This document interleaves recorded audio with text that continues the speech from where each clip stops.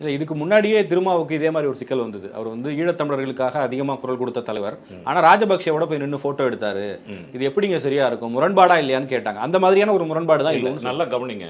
நான் தொடர்ந்து இந்த இதோடு சம்பந்தப்பட்ட கேள்விதாங்கிறது எனக்கு தெரியும்.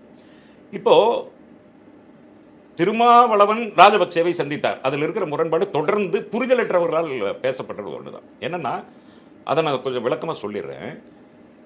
சர்வதேச ஊடகங்கள் கூட அந்த யுத்த காலத்திற்கு செல்ல முடியாத ஒரு காலம். அப்படி ஒரு இரும்பு திரை அங்கே இருந்தது.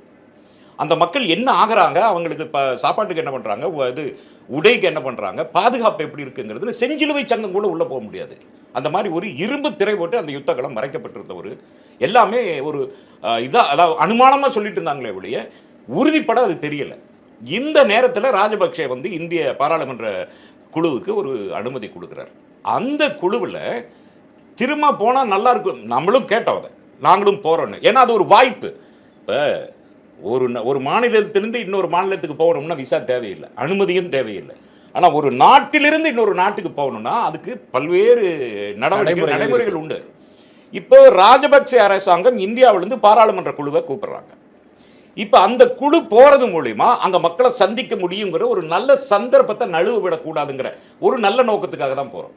அங்கே போனதுக்கு பிறகு கைகுலுக்கினார், அதை மட்டும்தான் நம்ம பார்க்குறோம். அதற்கு பின்னால் அவர் செய்ததை யாரும் பேச மாட்டேங்கிறாங்க. அவர் போனார், சந்தித்தார், டிஆர் பாலுவிடம் கை கொடுத்தார், கனிமொழி அவர்களுக்கு வணக்கம் சொன்னார்.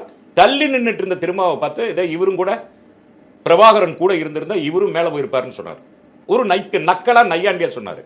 அவர் ஒரு அதிபர், அது குட்டி நாடோ பெரிய நாடோ எட்டி உதைச்சிட முடியுமா? ராஜபக்சேவை உதைக்க முடியுமா? அவர் ஒரு நாட்டினுடைய அதிபர்.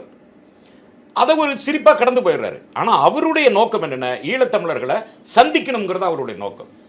அவ்வளவு இராணுவ கெடுபிடிகளுக்கும் பின்னால் அவர் தன்னுடைய கேமராவை எடுத்துகிட்டு போய் அங்கே மக்கள் படுகிற வேதனையை படம் பிடித்தார்.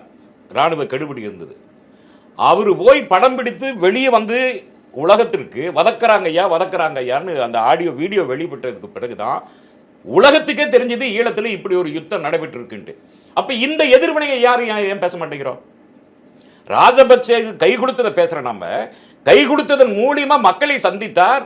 அந்த யுத்த காலத்துக்கு பின்னாடி நடந்த கொடூரங்கள் உலகத்துக்கு தெரிஞ்சது. அதற்கு பிறகுதான் ஐநா சபையில் அது பேசுபொருள் ஆச்சுங்கிறத ஏன் மறந்துடுறோம்? இல்லை, அந்த பிரச்சனையை பற்றி நீங்கள் சொல்கிறது புரிஞ்சுக்க முடியுது.